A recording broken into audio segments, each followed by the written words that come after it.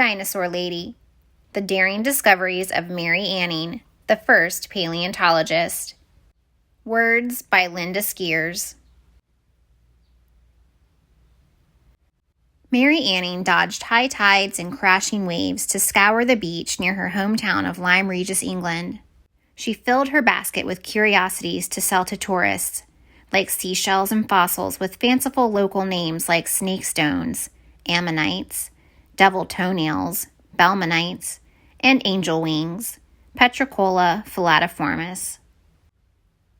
She scrambled over crumbling cliffs and rocky peaks while avoiding life-threatening landslides. Despite the constant danger, Mary wasn't afraid. She was determined to uncover the area's long-buried secrets, no matter the risk.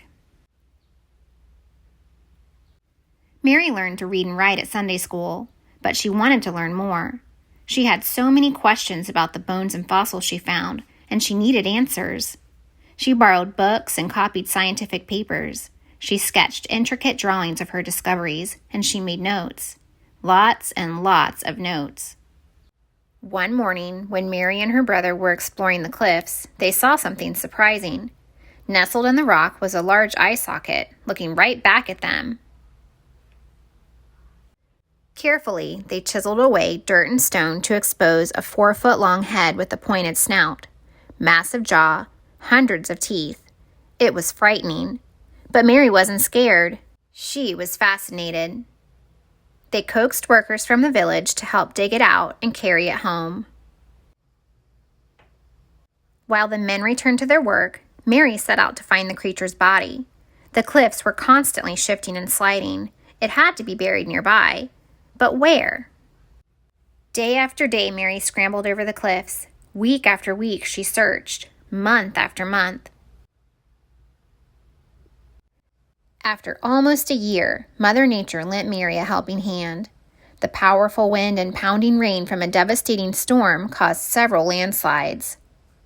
In one night, the cliff's ancient layers were exposed, layers that would have taken Mary years to uncover with her hammer and chisel. Something caught Mary's eye. Bones. Boldly, Mary chipped away and uncovered ribs, vertebrae, flippers. Was it a crocodile? Fish? Lizard? No. Mary had discovered a creature never seen before. Was she scared? Nope, not at all. But many villagers were. Soon they were talking about Mary's monster. Word traveled to a rich collector who offered to buy the skeleton. Mary hated to see it go, but the money would help the Anning family survive for months. The collector donated it to a London museum, and scientists and geologists flocked to the exhibit. They studied it, calculated, debated. They named it Ichthyosaurus, which meant fish lizard. The word dinosaur hadn't even been invented yet. They made an announcement that shocked the world. Mary's find wasn't just old, it was millions of years old. Their declaration shattered the commonly held belief that the Earth was only 6,000 years old. Also, no one had realized that a species could become extinct until they studied the remains of a creature that no longer walked the Earth. While others discussed her discovery, Mary kept exploring and learning. Over the years, Mary also found many odd, dark, lumpy pebbles inside skeletons. She examined them, reread her notes, studied her drawings. Mary figured out what they were, except it was something a lady shouldn't talk about.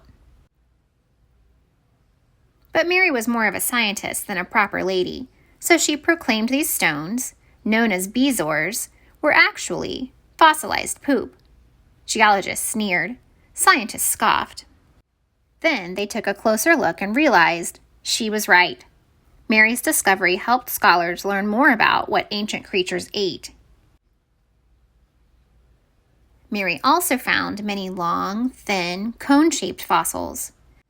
They were unremarkable, ordinary, at least on the outside. Curious, she cut one open. Tucked inside was a small pocket filled with a thick, dark substance. Mary was even more curious now. Adding a few drops of water turned the substance into ink. Mary's discovery proved that ancient aquatic creatures squirted ink to hide themselves from hungry predators. When Mary was 24, she made another amazing discovery. This creature didn't have legs or flippers. It had wings. Mary had unearthed a prehistoric flying reptile called a pterosaur. Around the world, scientists were talking about Mary's incredible discoveries, but they weren't talking about Mary. Not at first. Even though Mary could identify a species from one single bone and rebuild entire skeletons like a jigsaw puzzle, she couldn't join the Geological Society of London. Women were not allowed. She couldn't attend lectures or teach university classes, or even take classes. But Mary knew her discoveries were important and would change the way people viewed the Earth's past. And so did many geologists, scientists, and scholars. Because where did they go when they had questions? Straight to Mary's cottage. Eager to learn more, they followed her over the cliffs, even if it terrified them. And it did.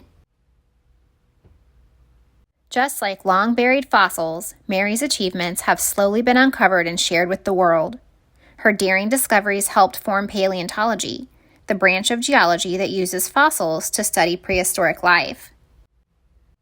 And she did all that with a homemade hammer, a chisel, and a never-ending quest to fearlessly keep exploring and learning.